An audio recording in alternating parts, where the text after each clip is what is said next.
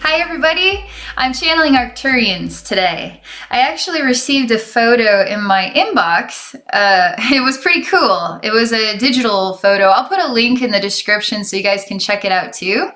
And once I looked at that photo, I felt this movement inside of me, and I just need to do this. So I'm gonna relax, connect with Arcturians. We're gonna see what they're like and see what type of message they have for all of us for today, okay?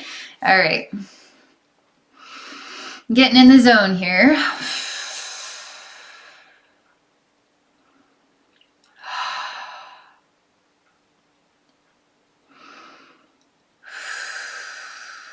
Okay, give me just a moment.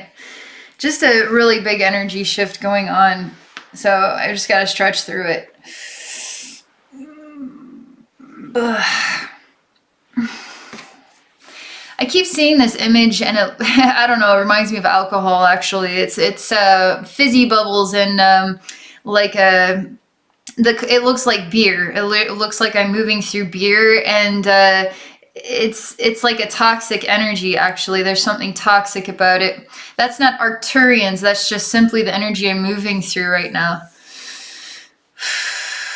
And for some reason, the next thing I'm experiencing is there's just it's like I'm trying to release an odd discomfort in order to communicate with them. It's like I had to purify my own energy field in a certain way in order to communicate with them.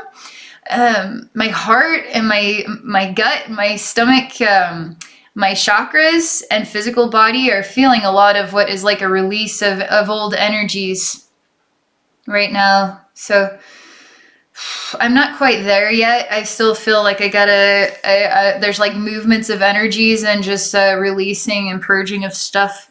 So I'm just gonna chill out and do this thing, and then we'll see what they have to say.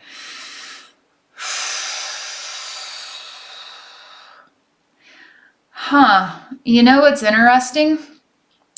The next thing is I just moved through what is like an ozone layer type thing. And it's almost like their consciousness or their collective has a healing ozone layer. It's the only way I could describe it. So as you move through that, it's just releasing and purging a lot of... it's almost like they're I don't know if it's a protective thing. So if there's anything that's moving through that is unhealthy for their environment, it has to go through a purification process before it enters. It's literally what this is like. But it's also quite nice because obviously I'm getting like an energetic upgrade by going into their collective world and then communicating with them. It's kind of cool. Yeah, they're totally weird. They communicate in a really unique way. I'll tell you more about it in just a moment. I mean, they're pretty cut and dry, really direct. I'm still absorbing their style so that I can properly relay the message. I'm just going to relax for a bit and tune into it more.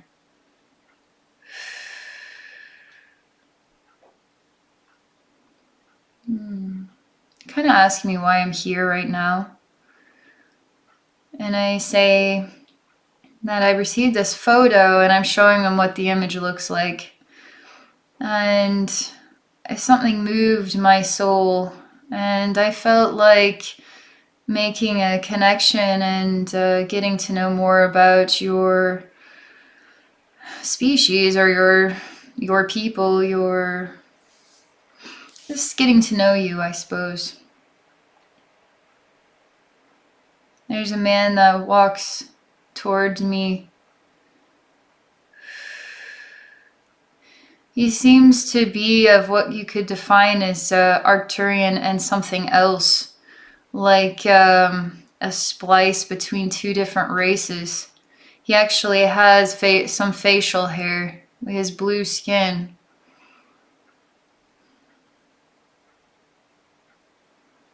They're watching me as I look at him. It's almost like they're seeing how I would react to this idea. It's almost like they're still analyzing me first.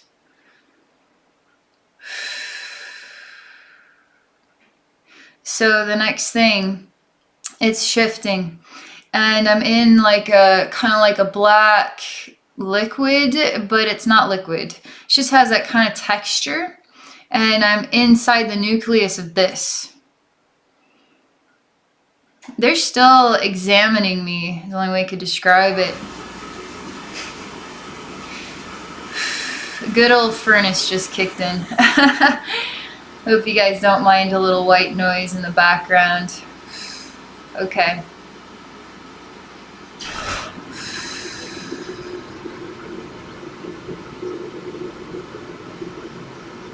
I ask them why they feel the need to inspect me like this. All I'm doing is having a conversation right now. So are you the ones that are afraid? I would just like to talk. I think that's a fascinating word, that they would be afraid of me. But I tell them that, gosh, I hope you guys can hear me right now. I don't even know if you can hear me right now. Alright, I'm gonna pause this and just see if you can hear me. Alright, the furnace has completed its purpose. So you can hear me again. Alright, I'm gonna relax. And we're just gonna reconnect with that experience, okay?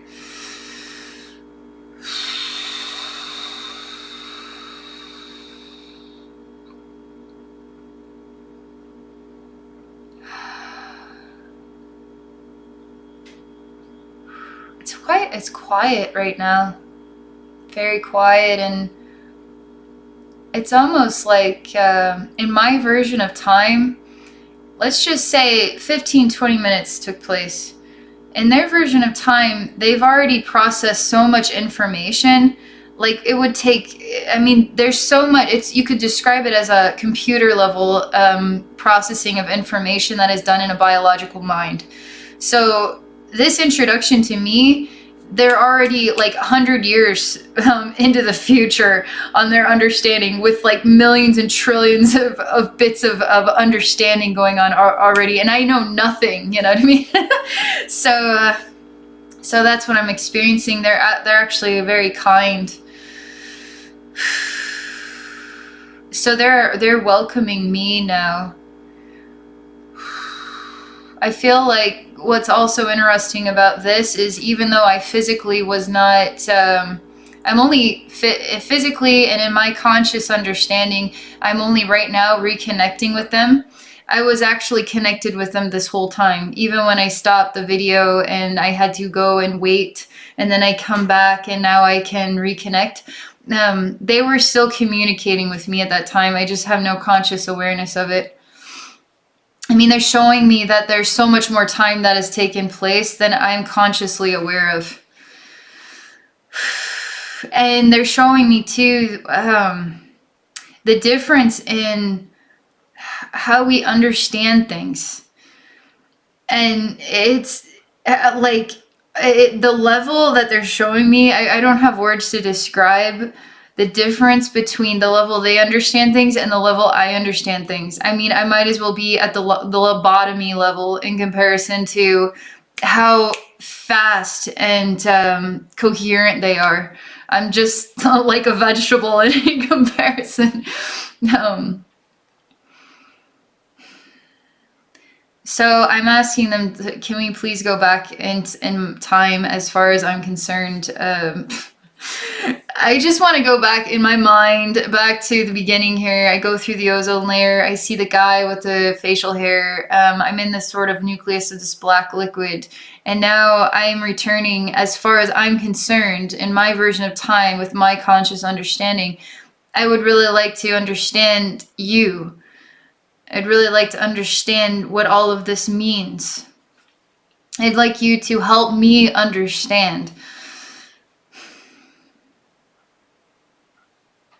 Yeah, they are experimental and scientific. They are studiers of creations. They study. I mean, even right now, me talking to them, they're more so studying me than anything. I mean, it's like I'm already on I'm already being examined. I mean, that's what it's like going to a doctor's office and I'm talking to them, but they're just examining me. They heard everything, but they're like 10 million leagues ahead of this conversation.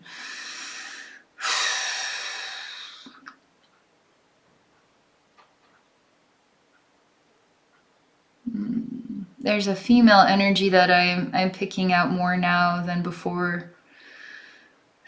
We're not going to go back to that guy with the facial hair at this time. I'm just feeling her out right now.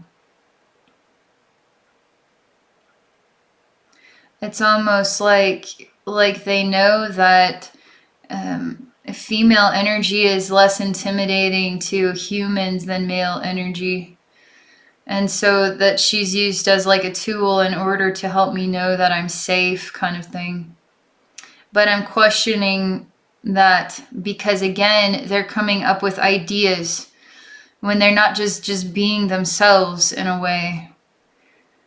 And I don't see that as them being generous, thinking compassionately. They are kind. But it's almost like it's more like a tool or a building block. It's not being expressed.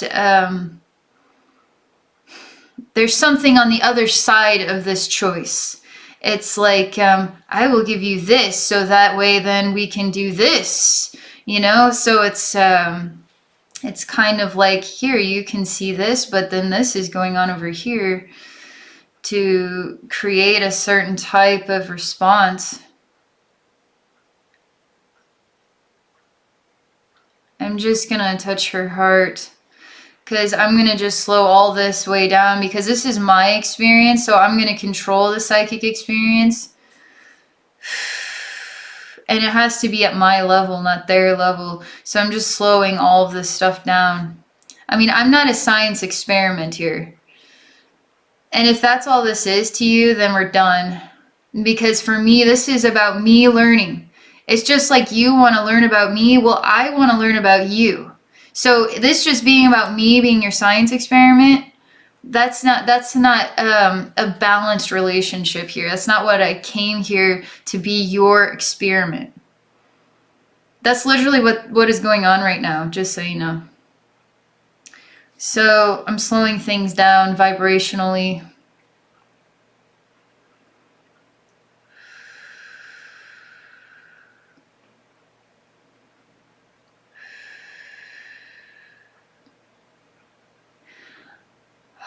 You know what's interesting?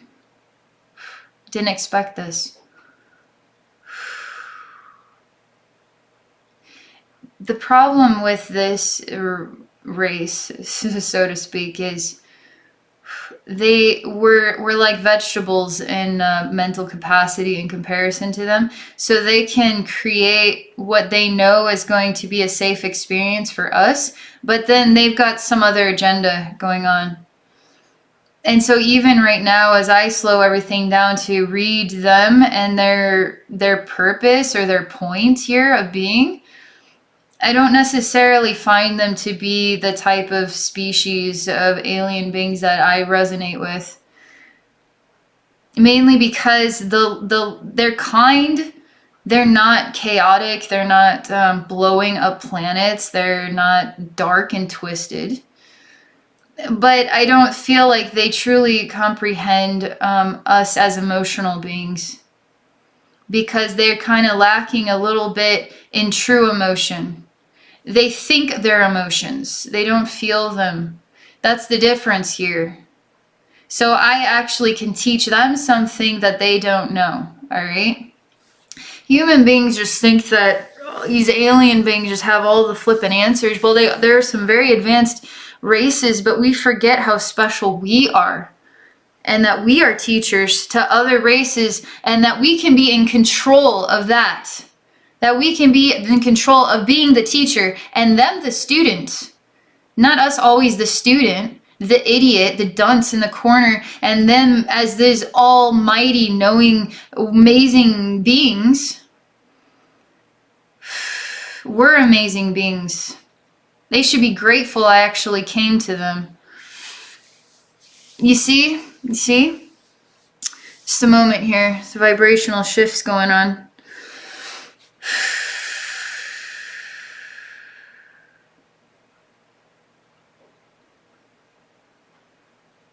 Just a moment. This is interesting. So they're appreciating this conversation. They're appreciating this analysis or assessment of their race. They show me the vulnerabilities that we have with our own emotions, and that the emotions then become our own personal prisons. And that the emotions become judgmental too.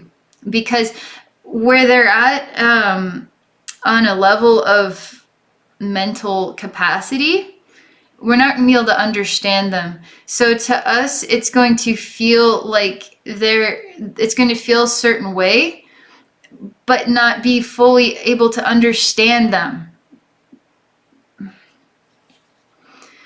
Which I relate to. I do relate to that being true, because alien beings make choices that make 100% sense to them. But vibrationally, the way that we process our feelings, and we process right and wrong, and that we process our understanding of things, it's not going to be as though we're saying yes to what they think is good. We might see it as really wrong.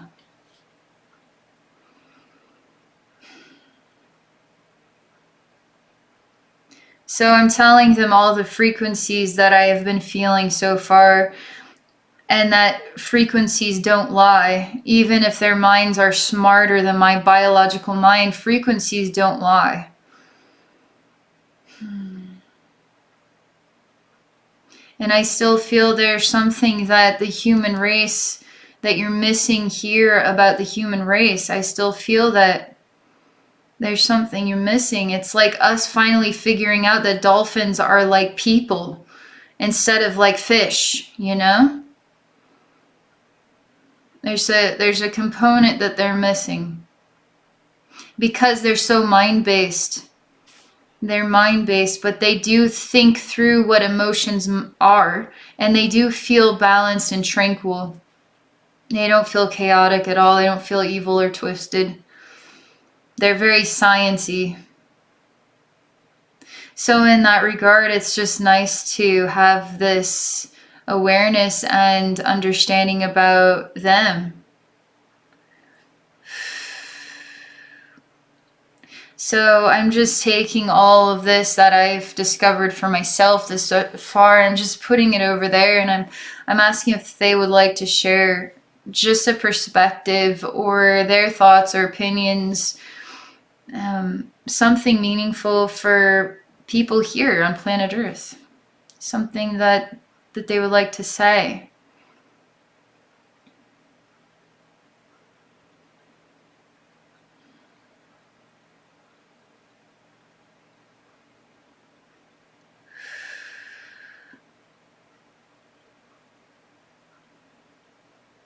Okay, we're gonna have to work with this image. It's an odd one. I see what looks like a dinosaur, and it has smooth skin, not scaly skin. And it's you could describe it as a teenager. And it looks like a bronchiosaurus, kind of.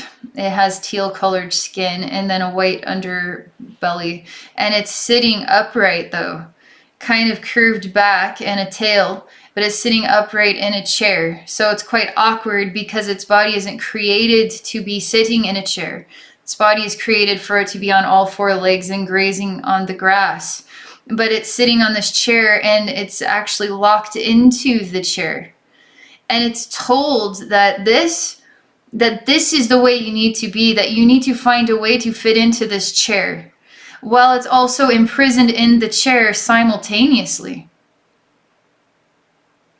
How will this dinosaur grow properly? How will it grow? And they don't use the word properly.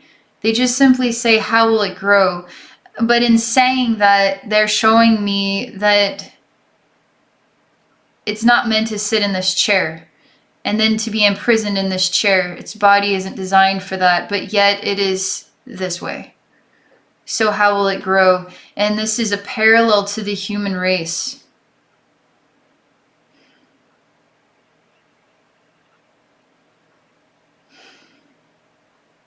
It's all very matter of fact. It just is matter of fact about this.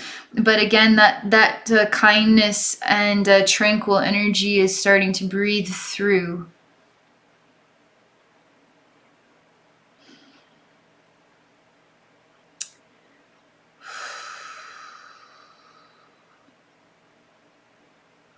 Okay, now they're showing me one of their own kind, and is sitting on this chair, and it's bluish skinned with a white, like a white tummy. It doesn't have any clothes on. It doesn't have really intense blue skin. It has like a teal colored skin, and it has a bit of a cone-shaped head, and it's youthful looking. It's young.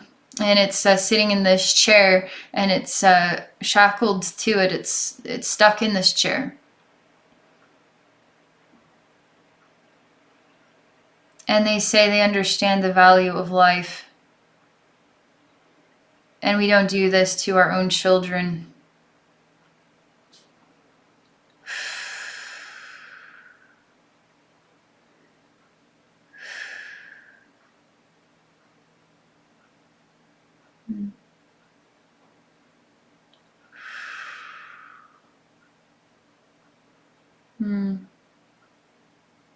And they're also saying something beneath the surface without words, which is helping to bring an understanding here about our own emotions and not comprehending their sciencey ways, and they're inspecting nature, their experimental nature, because in the end, we're the ones destroying ourselves and each other, not them.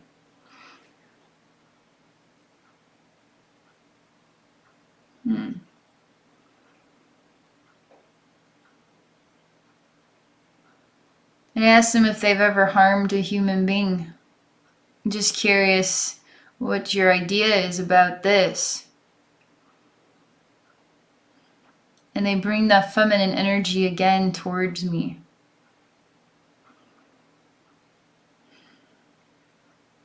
They seem to know that there's a lack of feminine energy that is comforting and nurturing, and like reaches you into your inner child, into your heart. It's almost like all the mothers were murdered, and we all grew up with only men who lacked that nurturing nature. It's literally exactly what the energy feels like. And even the women are becoming men too in society.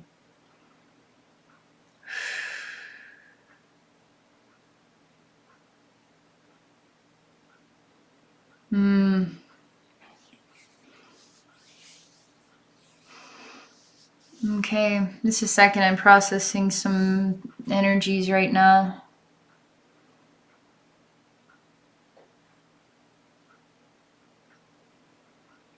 And they say that they treat human beings the way that they treat each other.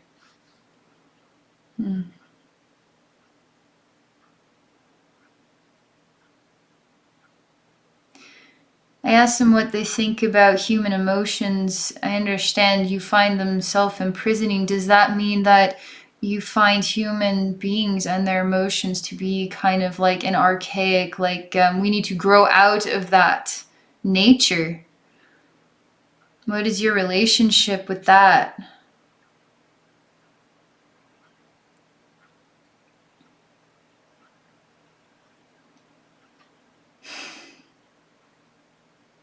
She's actually sad right now.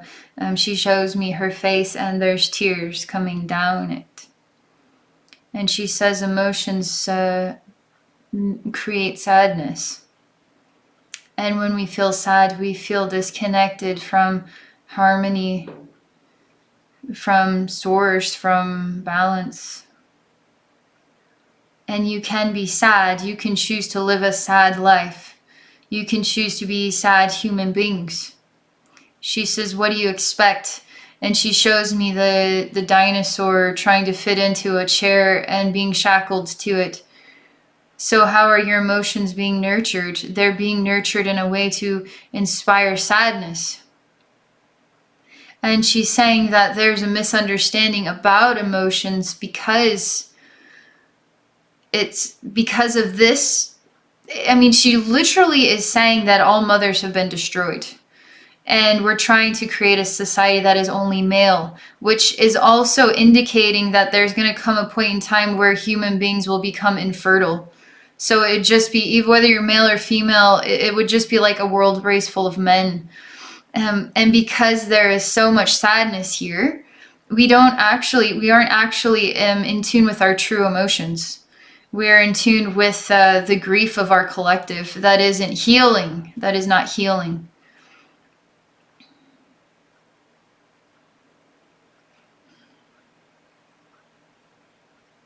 She says that when we're balanced with our emotions, we would be a lot like they are, very similar to what they are, and that I would understand then what their relationship is with what I define as sciencey and investigative. And she says that I do the same thing, and that's why I'm studying her when I come to visit them. I'm studying them right now, the way they're studying me. And that's simply because you like learning and you like growing through what you discover in new ways. And again, she shows me that they're kind and that we understand kindness, and the kindness is true to their nature. And that is true to them. That is true to them. I ask her if she feels sad about the human race. Or if she's thought about helping the human race. This is a very complex answer here.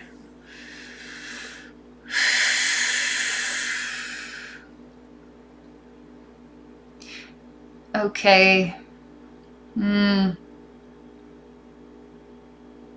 She's working on helping me understand.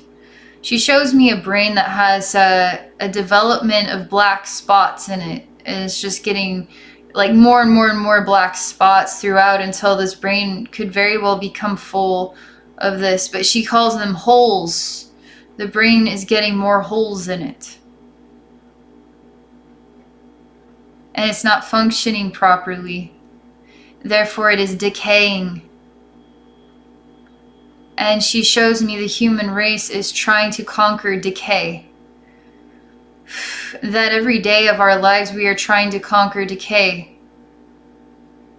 And what creates decay? She says we're no different than what is a planet that is decaying. And what creates decay? Self-destruction. She's showing me the death of all mothers. She's showing me the development of sadness, as though that is our true emotions, as though that is part of what it is to feel. Decay. That is the decay of your emotions. That is the decay of your race. It's complicated on how to help human beings. It's a complicated thing. But it's not, it's like there's a concern, or there's no sadness, there is concern. But it's seen as though there is a decay going on across our planet with the human beings, which is then decaying the planet too. And how do you reverse the decay? How do you reverse it? Is it for them to reverse it for us?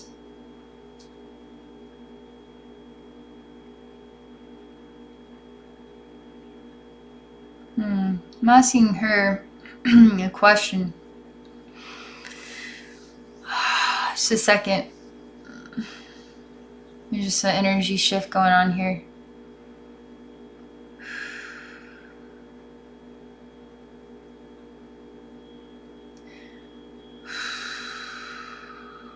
I ask her, what is she learning from us?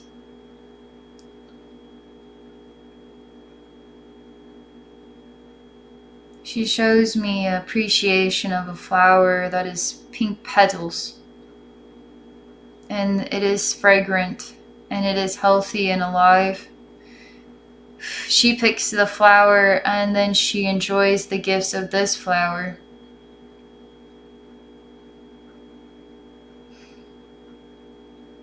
And their planet gives flowers to them. Gives them flowers. Actually grows the flowers to give to them. And so she rejoices. She is in gratitude of the gifts of their planet. That this single flower is the planet saying, I love you. So what she learns from us is a relationship with this decay and their relationship with harmony. Hold on. All right. Another classic interruption. All right, I'm going to relax here and get connected. This is really, really interesting. It's really meaningful to me. It's really teaching me a lot about myself and about humanity and about the frequencies that I'm experiencing with them. It's really making a lot more sense. Okay.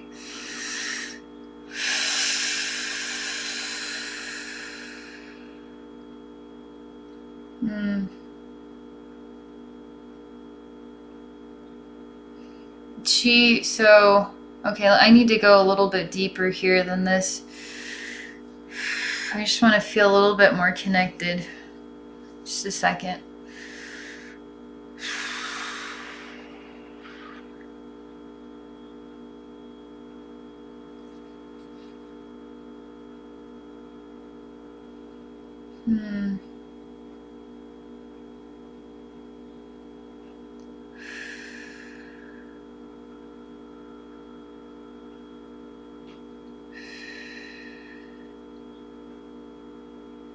And she says that I can visit any time. And she shows me this flower. That flowers are symbolic to our human race too. And that very well-known image of the man in front of the... I can't think of the word of it right now. He had a flower and he puts it into the military. I can't think of what it's called right now. I think you guys know what I'm talking about. It's about peace. Flowers are symbolic of peace in a really, really big, loud way. But yet we don't work with flowers. You don't work with this message.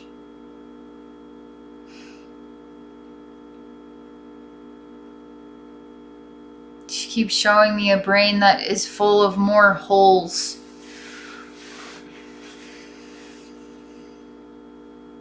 And she puts a flower into each and every one of the holes in the human brain. And she knows that we don't remember our true identities. We don't remember. We don't... it's literally on the level of we are working at a lobotomy level mind. That is how reduced we are.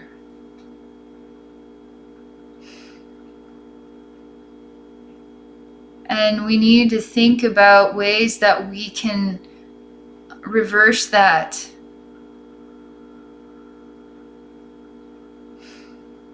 We need to be talking about this, everybody around the globe, as the most important thing we could be looking at.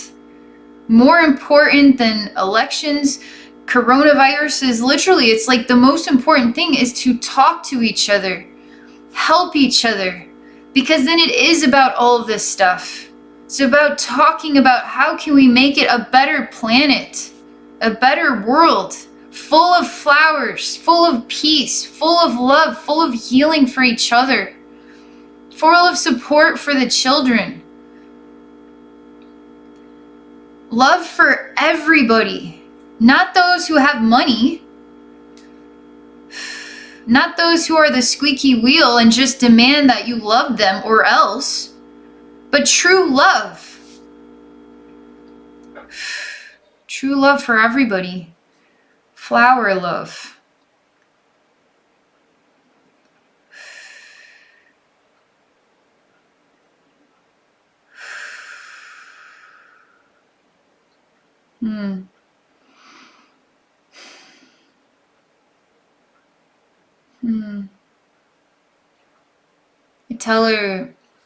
I show her the difference between my experience entering into their world and the way that they made me feel when I'm being introduced to them, and the process of getting to know them through communication, and the process of sharing this understanding with others here on the planet to help people to get her ideas, her flowers to others. We all know this. We all know this message. But the one thing the human race struggles with is creating a reality of this message that is felt by everybody, so we don't have to think about wanting it anymore because it just simply exists.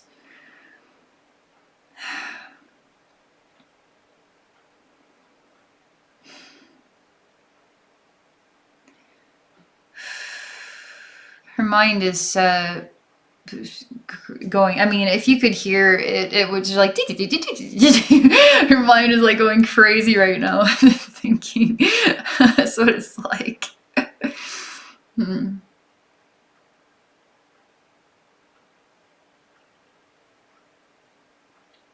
She's showing me a step more about how she understands love, and she's not just a mind that thinks of the emotions, because love exists there too, and that's part of it's part of their science, it's part of their world, their beings, it's part of them, that they never lost that love was always there.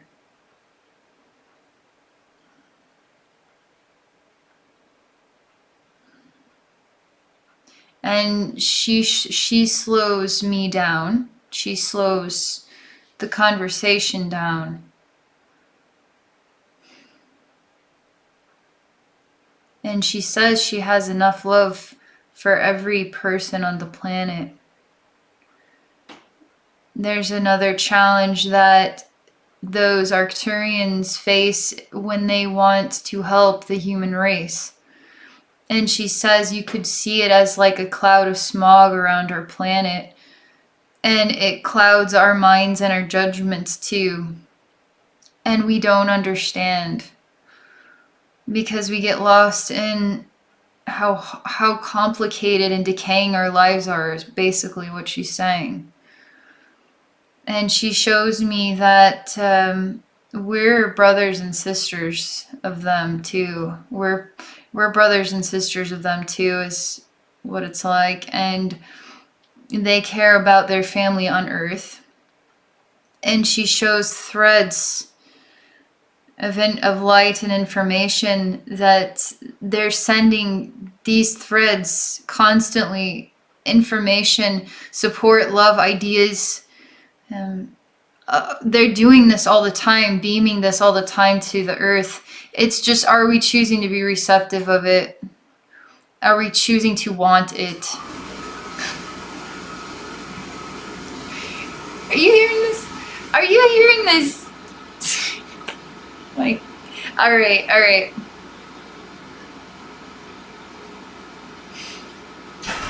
I'm gonna say that I feel complete with this message.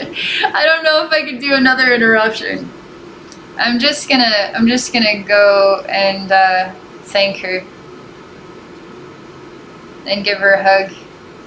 I feel a lot of I relate to what she's saying. I understand where she's coming from when it comes to our emotions and the way that we're trying to relate to other beings. It's really I feel like I'm getting sucked into like a tornado or something. Okay. I'm just smiling and hugging her, hugging them, and thanking them for this experience.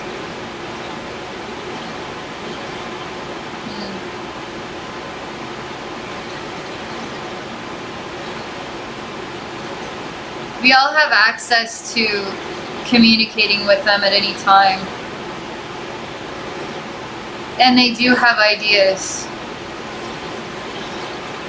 They do have a lot of ideas. They could really help us transform our entire society. But we have to be open to it. Because right now, the only things we're open to is, how can I manifest more money? How can I, find a babysitter for my kids? How can I, how can I move on after my dad just died? So our focus is on the struggles. The focus is on the challenges of our life. And when we let life flow, for instance, and we open up for guidance, which we can open up to guidance from angels, we can open up to guidance from spirits, from ascended masters, from God, from pure love, from Reiki consciousness, from anything, we can open up to help from our Arcturian family, right? It's really neat. There's so much more that I feel like could be said here, a lot more. But this is as far as I'm gonna go for right now. Alright, thank you all so much. I hope you enjoyed this video. Thank you for watching it from beginning to end, if you're this far. If any of you are interested in exploring a psychic session with me, please visit me at my website at abbeynormalswisdomquest.com. Okay, have a great day, everyone. Thank you again for watching.